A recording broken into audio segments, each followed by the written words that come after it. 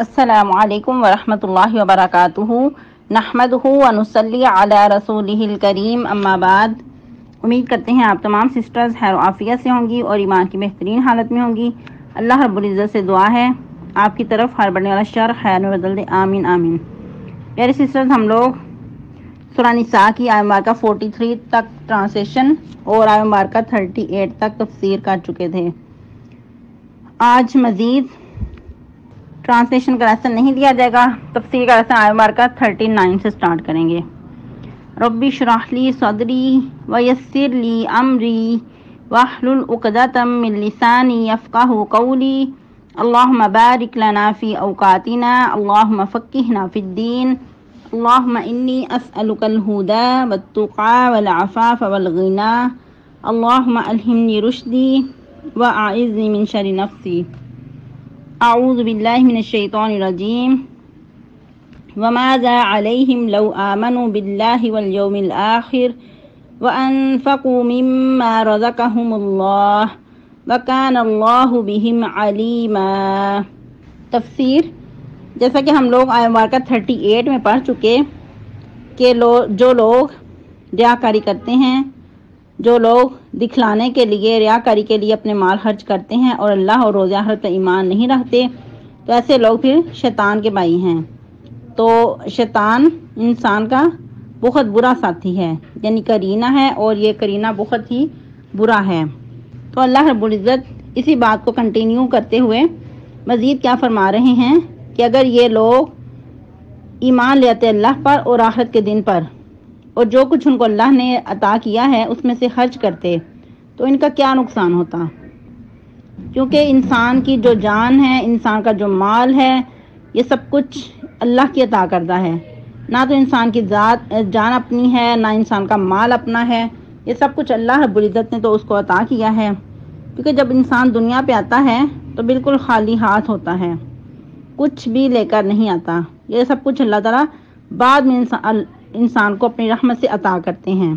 تو یہ ایسا سوالیہ انداز ہے جس میں ڈانٹ بھی ہے اور تعجب بھی ہے کہ ان کا نقصان ہی کیا ہوتا اگر وہ اللہ پر اور روز آخرت پر ایمان لے آتے اور جو کچھ ان کو عطا کیا ہے اس میں سے وہ خرچ کرتے۔ وَكَانَ اللَّهُ بِهِمْ عَلِيمًا، اور اللہ تعالیٰ تو ان کو خوب جانتا ہے۔ یعنی کہ اگر وہ ریاکاری سے کچھ کر رہے ہیں یا پھر جو مال اللہ نے ان کو دیا ہے اس کو نیک نیتی سے دے رہے ہیں، تو اللہ تعالیٰ تو ان کو جانتا ہے، اللہ کے ان کے تمام حالات سے واقف ہے۔ اللہ تعالیٰ سے تو کوئی بھی چیز اوجھل نہیں ہے، تو پھر ان کو کیا کرنا چاہیے تھا؟ نیک نیتی سے سب کچھ کام کرنا چاہیے تھا، چاہے وہ اللہ پہ ایمان، روز آخرت پہ ایمان، یا پھر مال کو خرچ کرنے کے بعد کچھ بھی جو کام ہے، کوئی بھی وہ جو بات کرتے ہیں تو اللہ کے لیے کرتے تو ان کو اس میں اچھا صلہ ملتا۔ کیونکہ بندہ مومن جو بھی عمل کرتا ہے تو اس کے لیے اللہ کے ہاں اس کا صلہ چھپا ہوا ہے۔ اللہ تعالیٰ تو کسی کی بھی کوئی حق تلفی نہیں کرتے۔ ساتھ ہی اللہ تعالیٰ فرما رہے ہیں ان اللہ لا یظلم مثقال ذرہ، اللہ تعالیٰ تو کسی پہ ذرہ برابر بھی کوئی یعنی کہ ظلم نہیں کرتے، کسی کی بھی حق تلفی نہیں کرتے۔ وَإِن تَكُ حَسَنَةً، اور اگر ہوگی کوئی نیکی یضاعفها، اللہ تعالیٰ اس کو بڑھا دیں گے۔ وَيُؤْتِ مِن لَدُنْهُ أَجْرًا عَظِيمًا، اور اس کو اپنے پاس سے اجر عظیم بھی عطا کریں گے۔ گویا کہ اللہ تعالیٰ کسی کی حق تلفی تو کیا بلکہ اس کو دونا چنا کر کے بہت زیادہ بڑھا کر اپنے پاس سے مزید بھی عطا کریں گے۔ جیسا کہ پہلے بھی آپ لوگوں نے بارہا پڑھا سنا کہ اللہ تعالیٰ ایک نیکی کو اتنا بڑھاتے ہیں چاہے تو اس کو 700 گنا یا اس سے بھی بڑھ کر اتنے کہ اس کے درجات بڑھا دیتے ہیں۔ یعنی کہ ہر نیکی کا بدلہ 10 درجے ہے، اور اللہ تعالیٰ چاہیں تو اس سے مزید بڑھا چڑھا کر جتنا چاہیں اپنے فضل و کرم سے بڑھا چڑھا کر زیادہ کر دیں۔ جیسا کہ وہ حدیث کہ اگر انسان ایک کھجور لے کر اس کا ایک ٹکڑا ہی اس کو اللہ کی راہ میں دے دیتا ہے، یعنی کہ کم سے کم میں بھی دیتا ہے، تو اللہ تعالیٰ چاہیں تو اس کو اپنے دائیں ہاتھ میں لے کر بہت پہاڑ کے برابر کر دیں۔ اس کو اپنے دائیں ہاتھ میں لے کر اس کی اتنی گروث، اس کی اتنی بڑھتری کریں کہ اس کو اخت پہاڑ جتنا کر دیں۔ تو یہ اللہ تعالیٰ کا فضل و کرم ہے۔ اللہ تعالیٰ کسی کی حق تلفی کیا بلکہ اللہ تعالیٰ تو بہانے سے انسان کو اجر سے نوازتے ہیں۔ ابھی انسان نیت ہی کرتا ہے نیکی کرنے کی تو اس کی فوراً نیت پہ ہی نیکی لکھ دی جاتی ہے، ابھی اس نے نیکی کی نہیں ہے، اور اگر کر لیتا ہے تو اس کو پھر مزید زیادہ لکھ لیتے ہیں۔ لیکن اس کے برعکس اگر برائی کا ارادہ کرتا ہے، ابھی اس کو کرتا نہیں تو برائی لکھی نہیں جاتی جب تک اس کو کر نہیں لیتا۔ اگر برائی کر لیتا ہے تو اس کو بھی ایک ہی لکھا جاتا ہے، لیکن نیکی کے درجات بڑھا کر اللہ تعالیٰ اس کو بہت زیادہ کر دیتے ہیں۔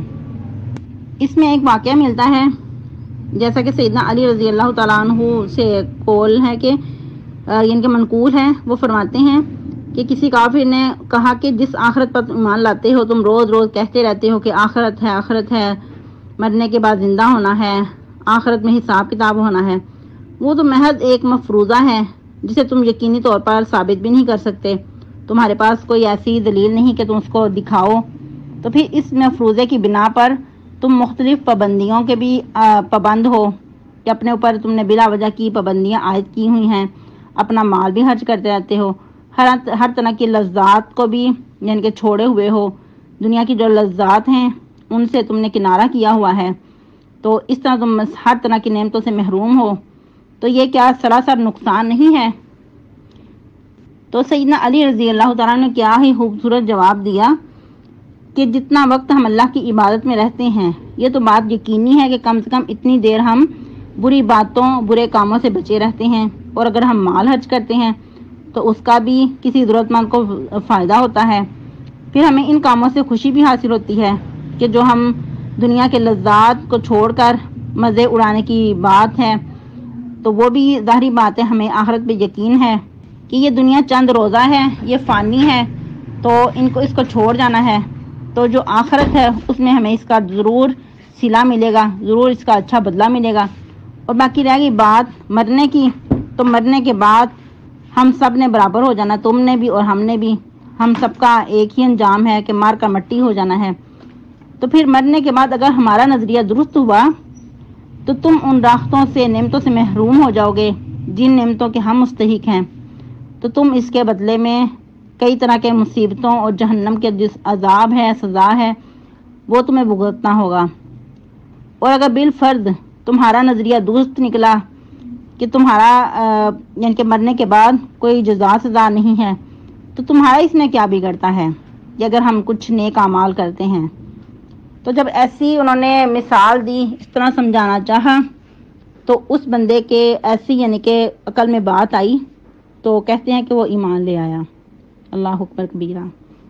تو اس بات سے بہت ساری باتیں نکلتی ہیں کہ ہم لوگوں کو بھی ایسے دلائل کے ساتھ دوسروں کو سمجھانا چاہیے، نہ کہ کسی کی بات پہ ہم لوگ کنفیوز ہو جائیں یا پھر ہم دل برداشتہ ہو کر چھوڑ کر بیٹھ جائیں، ایسا نہیں ہے، بلکہ ہم دوسرے کو دلیل کے ساتھ آگاہ کریں، اس کو دلیل کے ساتھ مطمئن کریں، مثالوں کے ذریعے دوسروں کو سمجھائیں۔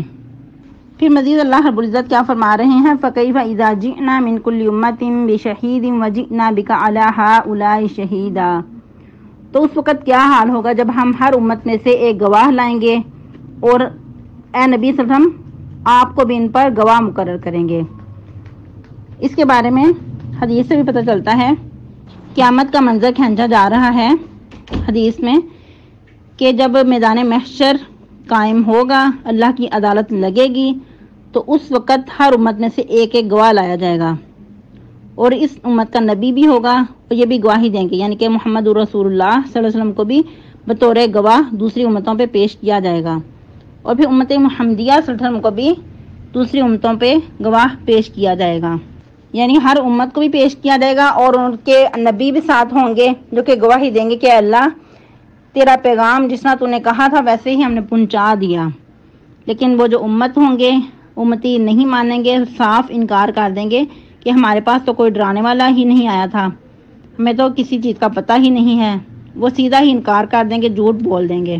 جس طرح کہ قرآن کے ایک اور مقام پہ بھی فرمایا کہ رسول گواہی دیں گے، شکایت کریں گے، وقال الرسول یا ربی ان قوم اتخذوا هذا القرآن مہجورا، کہ اللہ ان قوم کے لوگوں نے اس قرآن کو چھوڑ رکھا تھا۔ تو اسی طرح باقی نبیوں کی بھی امتوں کو لایا جائے گا، تو تو ان کو جو نبی ہوں گے وہ بطور گواہ ان پہ مقرر ہوں گے. تو جب انکار کر دیں گے صاف تو اللہ کہیں گے میرے پاس اور بھی گواہ ہیں، شہداء موجود ہیں، اگر میں ان کو لے آؤں. پھر اللہ رب العزت امت محمدیہ صلی اللہ علیہ وسلم کو بھی ان کے سامنے پیش کریں گے اور رسول اللہ صلی اللہ علیہ وسلم کو بھی پیش کیا جائے گا، محمد رسول اللہ صلی اللہ علیہ وسلم کو بھی پیش کیا جائے گا اور وہ اس چیز کی گواہی دیں گے کہ بے شک یہ جو امتیں ہیں ان کی طرف انبیاء کو مبعوث کیا گیا تھا، انہوں نے رسالت کا حق ادا کیا تھا. تو اس وقت پھر بھی وہ انکار کر دیں گے کہ ایسا نہیں ہے. تو اس وقت پھر وہ کہیں گے کہ تمہیں کیسے پتہ ہے، تم تو اس وقت موجود ہی نہیں تھے.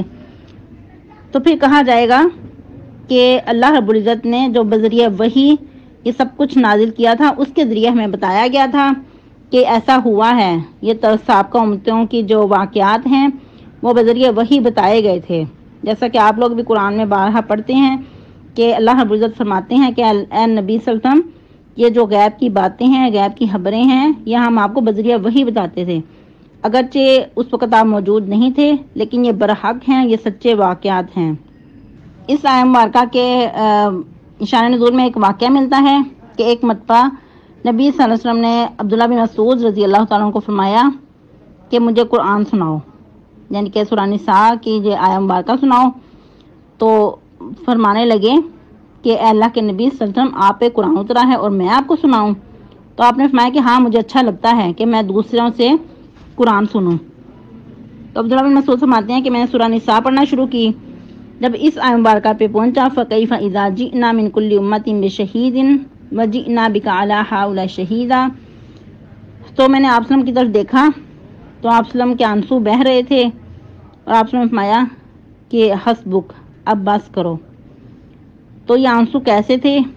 ایک تو خوشی کے بھی ہو سکتے ہیں کہ اللہ رب العزت نے جو دوسرے لوگوں پہ آپ وسلم کو فضیلت عطا کی، اور دوسرا یہ بھی ہو سکتا ہے کہ ایک بہت باری ذمہ داری ہے کہ دوسروں کے بارے میں گواہی دینا ایک بہت باری ذمہ داری ہوتی ہے.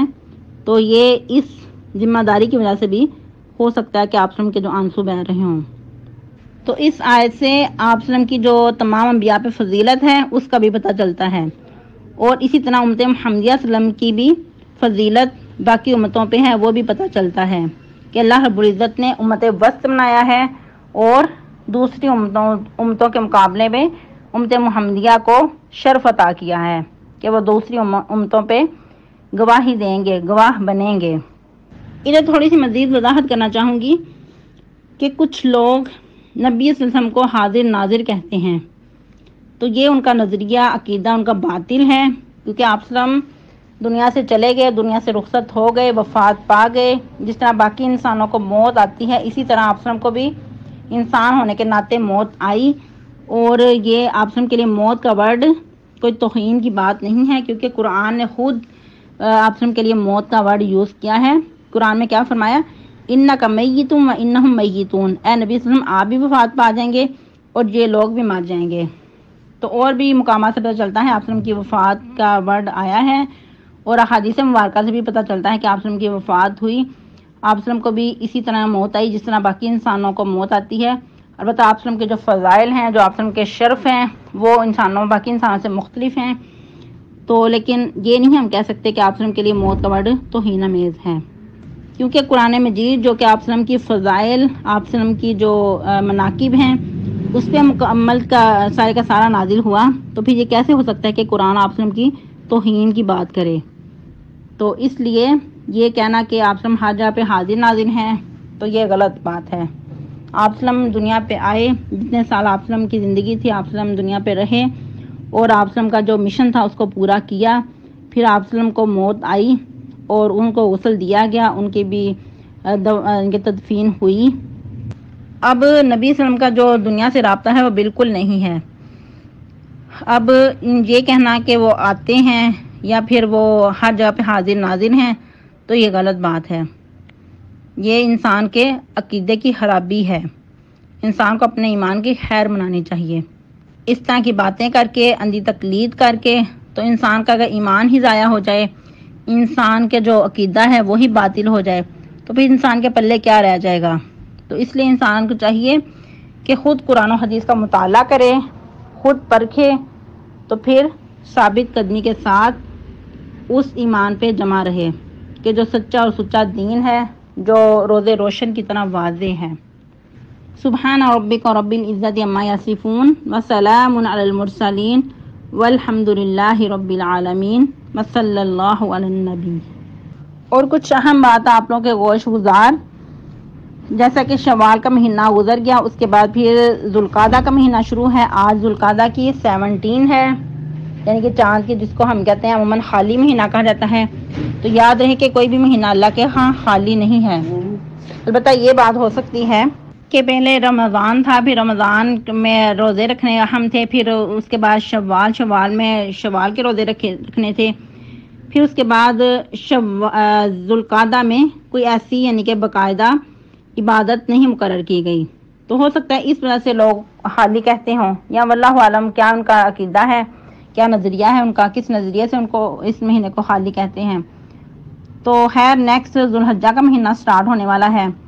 تو جو ذوالقعدہ کا مہینہ ہے یہ حرمت والے مہینوں میں سے ہے، جیسا کہ 4 مہینے حرمت والے ہیں۔